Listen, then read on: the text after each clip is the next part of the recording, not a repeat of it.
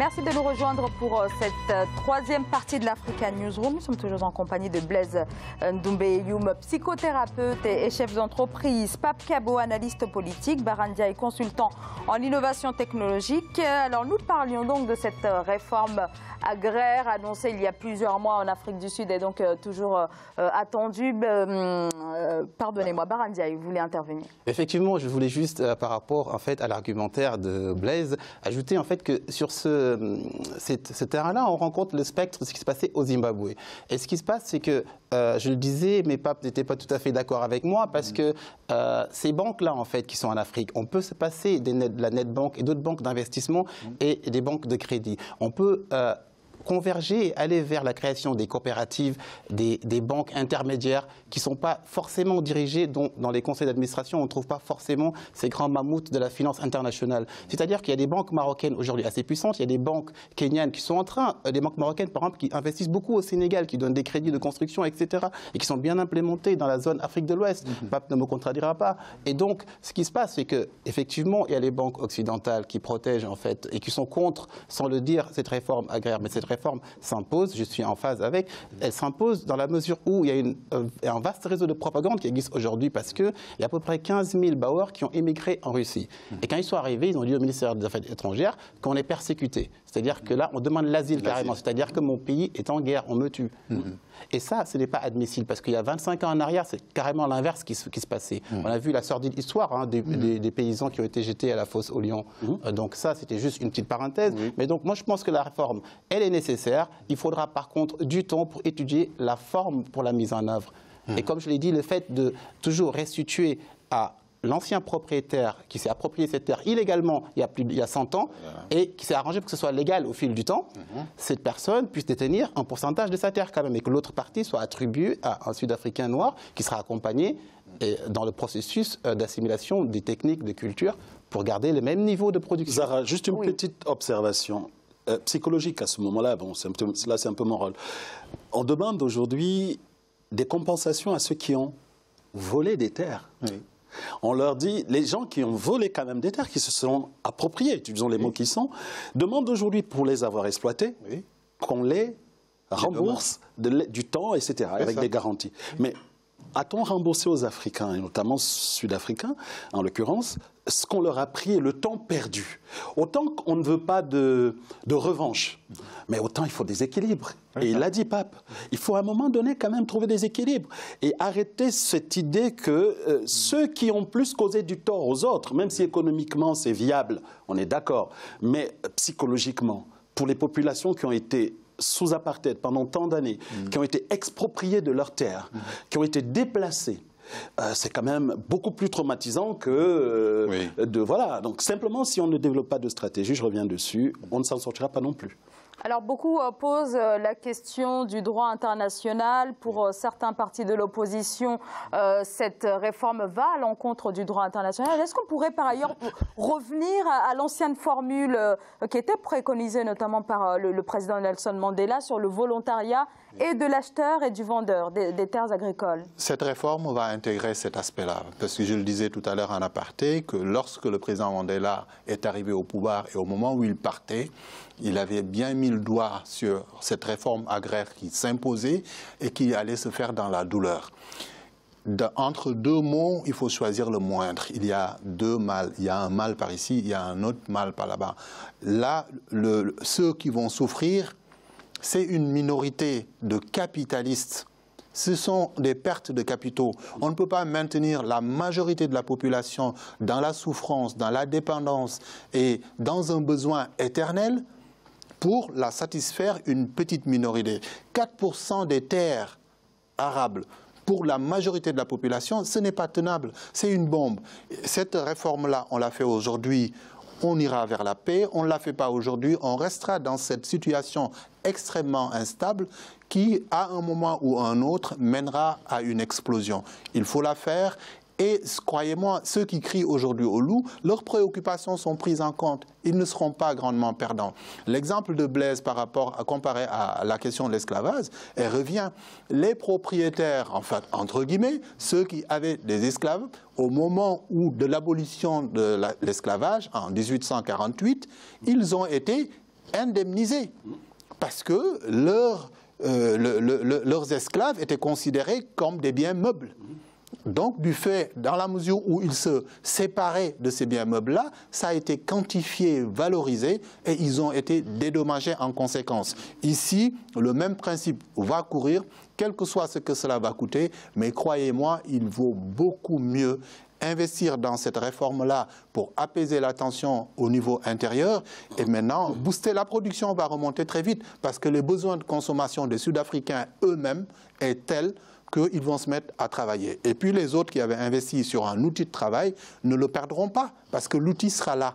Ils pourront le louer ou le céder. Ils ne seront pas perdants. Donc pour vous, alors une expropriation, oui, mais avec compensation. Absolument, la compensation. Avec compensation quelque part, mais aussi, il ne faut pas oublier que la réattribution des terres à la population noire va être complexe. Pourquoi? Parce que les propriétaires blancs, ils sont identifiés, ils ont des documents qui montrent le nombre d'hectares qu'ils possèdent et ce qu'ils cultivent dans ces parcelles. Le nombre de noirs est conséquent, c'est 90% de la population, et ils se basent toujours sur ça, c'est l'ancienne terre de mon arrière-grand-père qui était issu de telle ethnie. Le problème ethnique revient encore une fois. Comment identifier les descendants, les héritiers? C'est-à-dire que c'est un problème. Je dis, il a pris le sujet en vol, il est parti le chercher chez Julius Malema, mais ce n'est pas un sujet qu'on peut trancher. Ça va faire beaucoup de mal des deux parties. C'est évident. Et après, ce qui va se passer, c'est qu'il y aura forcément, ces bauers et ces propriétaires blancs qu'on va indemniser, ils vont quitter l'Afrique du Sud. C'est-à-dire que l'Afrique du Sud, forcément, parce que ce ne sera pas viable, en fait, qu'il y ait une poignée de riches encore qui sont toujours là et qui cohabitent avec des anciennes terres et des anciens employés qu'ils avaient sous la main, ça ne marchera pas. Le problème social ne pourra pas être géré. Enfin, je suis optimiste, mais ça va être compliqué. Et quelque part, ce qui va se passer, c'est qu'une fois que cette population de Blancs vont quitter l'Afrique du Sud, les banques, les investisseurs et les puissances étrangères vont investir de façon moindre dans ce pays. Il y aura moins de capitaux qui vont aller... Je suis plus optimiste, Barre, que toi par rapport à cette affaire-là. Donc la question sociologique, je la laisse à Blaise. Mais pour camper dans le domaine économique, il est évident qu'il y a un gain considérable dans cette réforme-là. Cette réforme va se faire dans la douleur, mais l'impact de la réforme va être tel qu'on va aspirer et on va arriver vers un apaisement de la situation en Afrique du Sud parce qu'on aura permis à une majorité qui était quasiment immergée ou vivant dans le besoin éternel, on va leur permettre de monter. Pendant ce temps, ceux-là qui sont aujourd'hui les grands bourgeois, les grands propriétaires, croyez-moi, ils ne vont pas s'appauvrir. Ils ne vont pas s'appauvrir, puisque les dédommagements vont tenir compte de ce qu'il y a. Maintenant, par rapport à la gestion de ces terres qui vont être récupérées par l'État, chez nous, au Sénégal, il y a ce que l'on appelle la loi sur le domaine national. Donc, toutes ces terres qui vont être récupérées, en principe, moi, ce que j'aurais suggéré à Cyril Ramaphosa, c'est de les enregistrer comme un patrimoine appartenant à l'État, à mettre maintenant à la disposition de Zara, de Blaise ou de Barre, en fonction des projets qui seront présentés pour la valorisation de ces terres-là. Mais s'il faut redonner à l'oncle ou au cousin ou à la tante, on ne s'en sortira pas. Moi, je pense qu'il faut immatriculer dans un premier temps tout ce patrimoine foncier au nom de l'État et à la suite maintenant l'attribuer en fonction des besoins qui seront présentés. De toute façon, toutes les terres appartiennent à l'État. C'est sur les principes à la base. Merci beaucoup et on passe tout de suite au reste de l'actualité dans notre Zoom Société consacré aujourd'hui à l'explosion démographique en Égypte. Pas d'accord.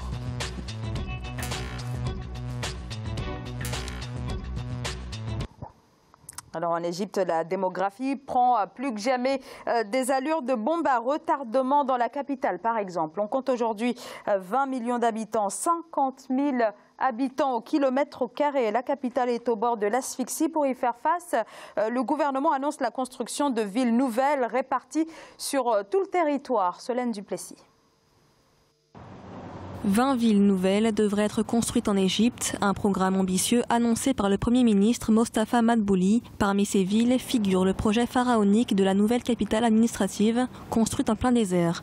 Une ville qui regroupera toutes les institutions du pays et devrait compter à terme 6 millions d'habitants. L'Égypte a enfin compris qu'il faut investir dans le développement de villes de taille humaine. Et la première considération qu'il devrait avoir, c'est de mettre les villes à côté des activités économiques rentables, c'est-à-dire que ces activités soient industrielles, commerciales, agricoles, de transformation. Des villes nouvelles d'une superficie de 243 000 hectares réparties sur tout le territoire égyptien qui pourront accueillir 30 millions d'habitants. Une initiative qui vise à désengorger les grandes métropoles confrontées à l'augmentation rapide de la population. Selon des estimations, l'Égypte compte plus de 97 millions d'habitants sur son territoire, un chiffre qui pourrait doubler d'ici à 2100. L'augmentation démographique égyptienne est absolument incroyable. Par exemple, au Caire, qui est devenu une mégalopole absolument énorme, ça devient invivable. Donc il y a une qualité de vie en Égypte qui est devenue intenable étant donné la croissance des mégalopoles qui ne s'est pas faite en même temps que la croissance de l'infrastructure et des services. Selon le gouvernement, ces villes nouvelles devraient améliorer la qualité de vie des Égyptiens dans un pays où 40% des habitants vivent sous le seuil de pauvreté. Toutefois, le coût de réalisation n'a pour l'heure pas été dévoilé. Alors, le surpeuplement, une question qui se pose en Égypte depuis des décennies. Finalement, sous chaque pouvoir, et notamment sous le président Nasser, il y a toujours eu l'idée de développer de nouvelles villes. Une nouvelle ville censée incarner l'avenir, la modernité, mais finalement, aucun gouvernement n'est parvenu à résoudre cette question. Alors le problème des nouvelles des pays, aussi bien que ce soit l'Égypte, mais où il y a une démographie forte, on le retrouve un peu partout. On le retrouve aussi bien en Chine, on le retrouve même en Europe, en France en particulier, avec le Grand Paris. Il y a des nouvelles villes qui ont été créées il y a une vingtaine d'années autour de Paris, dont on ne parle pas comme ça, mais qui ont été créées il y a juste une trentaine d'années.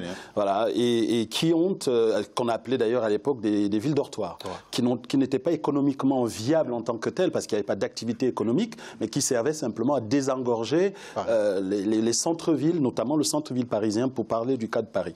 On le retrouve dans les pays comme le Nigeria, qui a également créé une autre capitale, Abuja. On le retrouve là en Égypte et on le retrouve en Afrique du Sud, qui a fait d'autres villes. Le cas égyptien est particulier parce qu'il a été ralenti aussi par ces problématiques internes, notamment à la mort du président Nasser par un coup d'État. Par la suite, il y a eu des tensions énormes qui sont nées et jusqu'au blocage actuel avec les frères musulmans. Mais l'économie égyptienne qui est en grande partie, je vais réduire quand même ce que je dis, portée sur le tourisme. Il y avait une grosse économie liée au tourisme qui s'est aménuisée, n'a pas beaucoup d'entrées. Le premier soutien financier de l'Égypte, c'est les États-Unis. Donc, militairement parlant, c'est vrai, mais aussi économiquement parlant. Donc, ils ont peut-être les moyens aujourd'hui, dans la stabilité qui est la leur, de penser à cela, puisqu'on le dit, les statisticiens et autres géographes le montrent, l'évolution de la population telle qu'on est obligé, au lieu de laisser faire, comme on le voit dans d'autres centres-villes africains, où on a laissé émerger des villes-villages autour, sans une vraie urbanisation de ces villages qui se sont arrimés à la ville, c'est bien de penser à de villes nouvelles, complètement nouvelles, conçues sur les critères d'une ville, avec tout ce que ça comporte sur le point de vue sanitaire, sur le point de vue sécuritaire, pour les problématiques là-bas, et sur le point de vue des transports. Parce que pour se déplacer, des écoles, etc., c'est bien de le penser et de le mettre en application. L'Égypte prend l'exemple chez d'autres qui l'ont dévancé. Barandiaï.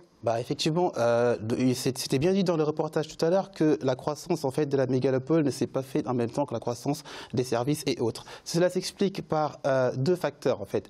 L'Égypte est un pays désertique quelque part qui a la chance d'avoir le Nil qu'il traverse du nord au sud. Alors ce qui se passe, c'est que l'eau est source de vie, donc les populations ont tendance à se mettre autour des grandes villes qui sont proches du Nil. Et ce qui se passe, c'est que c'est là où l'activité économique prolifère et que les populations des zones rurales font des exodes massifs pour venir se greffer, comme vous l'avez dit tout à l'heure, dans des villes-villages. En fait. Et pour éviter cela et se lancer dans des processus d'initialisation, de construction de logements sociaux, l'idée c'est de construire des villes nouvelles. Les villes nouvelles, c'est bien de les construire, mais quelque part, il faut construire des industries autour pour aussi attirer ces populations et leur donner un emploi pour ne plus qu'ils convergent vers les centres-villes qui sont, par exemple, Alexandrie, Le Caire ou Mansoura, qui sont des villes à forte concentration de population. Si on voit aujourd'hui que le Caire, en tant que tel, fait plus de entre 20 à 22 millions d'habitants, c'est plus que la population du Sénégal entier, c'est inquiétant. Et on voit aussi parallèlement que la hausse de la population dans la ville du Caire est de 500 000 habitants par an depuis 2017. C'est-à-dire que là où Shanghai, qui est la grande ville chinoise dynamique, fait 400 000 habitants par an, le Caire, lui, a 100 000 de plus. Et c'est inquiétant. Donc, avec une maîtrise au niveau de Shanghai, en fait, des Chinois, de l'enfant unique qu'on est en train de... Exactement. Ce qui n'est pas, en fait, la politique sociale n'est pas encore active ni implémentée en Égypte. Tout à fait. Alors, ceci dit, voilà, dans les années 60, des villes nouvelles ont été créées, mais finalement ne sont pas parvenues à attirer les habitants. Est-ce que là, une fois de plus, les autorités ne se trompent pas d'orientation politique, Pape Kabo? Là encore une fois, brainstorming. Il faut tirer, les enseignements de ce qui s'est fait ailleurs et qui a réussi. En Égypte, un des consultants qui est intervenu tout à l'heure a émis un point de vue que je partage, c'est-à-dire ces villes nouvelles devront avoir chacune une vocation particulière, comme la Silicon Valley par exemple. En fonction de l'endroit où l'on se trouve, de l'activité qui se développe plus ou moins dans cette zone-là, c'est encourager une création ou un développement d'un tissu industriel qui va dans ce sens-là.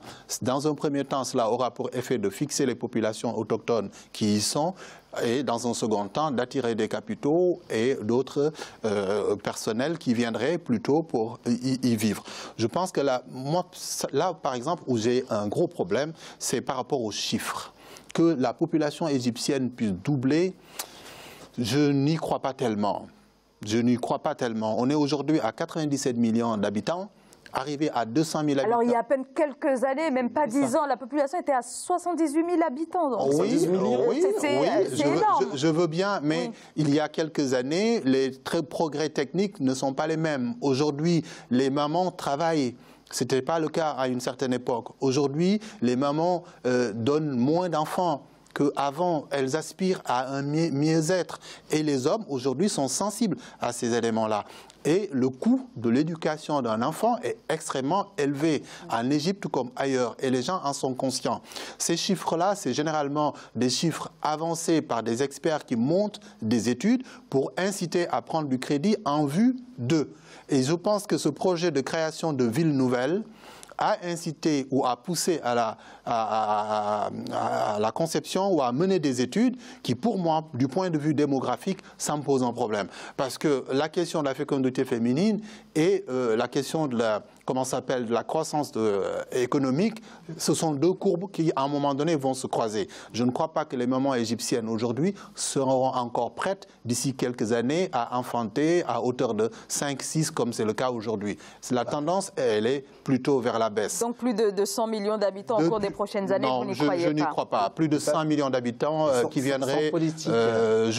Sans politique de régulation de la fécondité, ça peut être problématique, parce qu'en zone rurale, on est encore dans un pays musulman. Un pays musulman dit on n'applique pas forcément les méthodes de contraception. Il y a des réalités qui sont la polygamie, entre autres, qui font que des femmes peuvent avoir plusieurs... Bon, alors je m'arrête là pour ne pas aller trop loin dans ce débat. Donc il faut tenir en compte ce facteur-là. Les zones rurales ne peuvent pas être sensibilisées à ce niveau-là. Et du coup, ce n'est pas juste au Caire ou à Alexandrie qu'il y aura une forte croissance en termes de population. Mais dans les zones rurales, ce qu'il ne faut pas négliger. Et ces zones rurales vont converger vers les villes. Ça, c'est évident. Ça, c'est évident qu'en milieu rural, la croissance de la population va rester plus ou moins au même niveau. Exactement. Mais la tendance mondiale aujourd'hui est à la baisse de la fécondité parce que ton argumentaire concerne plutôt la classe moyenne, voire intellectuelle. Non, même la classe rurale. La tendance aujourd'hui est à la baisse de la fécondité. On se donne rendez-vous dans quelques années pour vérifier les chiffres. Chez les femmes. En tout cas, moi, ce sur quoi je voulais revenir, c'est qu'en Égypte, effectivement, ces villes nouvelles vont permettre en fait de désengorger la capitale qui aujourd'hui engendre de grosses pertes de productivité. Même l'activité économique est au ralenti. Aujourd'hui, les trajets ne se mesurent plus en kilomètres, mais c'est en temps. Combien de temps vous mettez pour aller d'un tel endroit à un autre. Aujourd'hui, la tendance, c'est justement le fait de penser à la création de villes nouvelles. On va réduire les distances entre le lieu d'habitation et le lieu de production de richesse. Et c'est ce qui rend intéressant un projet comme celui-là. 2 secondes, Blaise Ayoum, et ensuite... J'allais donner le cas de l'exemple brésilien. Oui. On a quand même vu également au Brésil un changement où, à un moment donné à Rio, c'était des hélicoptères, des petits avions pour se déplacer d'un quartier à un autre, tellement les embouteillages étaient importants et l'activité économique, comme le disait Pape, était au ralenti. On a créé une nouvelle capitale brésilienne, j'ai d'ailleurs été là-bas, et qui est aujourd'hui entrée. Mais si on ne crée pas de pôle économique, des industries pour fixer les gens, on retrouvera ce qu'on trouve ici, des villes dortoirs, où les gens sont obligés de faire 2 heures pour aller au travail dans les grandes villes, parce que dans la petite commune où ils sont, il n'y a pas de productivité. Ce qui se passe au Sénégal, par exemple, avec la création de la nouvelle ville de Diamniadio, qui désengorge carrément Dakar, c'est un pôle économique, financier, où on peut faire des conférences également. Et du coup, il y a une nouvelle population qui converge vers cette nouvelle ville qui est juste à quelques kilomètres de Dakar. Un bon exemple. Merci beaucoup. Voilà, fin de cette émission. Barandia, et je rappelle que vous êtes consultant en innovation technologique. Blaise Ndoumbe Eyoum, merci beaucoup. Je rappelle que vous êtes psychothérapeute et chef d'entreprise. Pape Kabo, merci pour vos précisions également. Je rappelle que vous êtes analyste politique. Et merci à vous, bien sûr, de nous avoir suivis. Je vous retrouve demain. Bonsoir.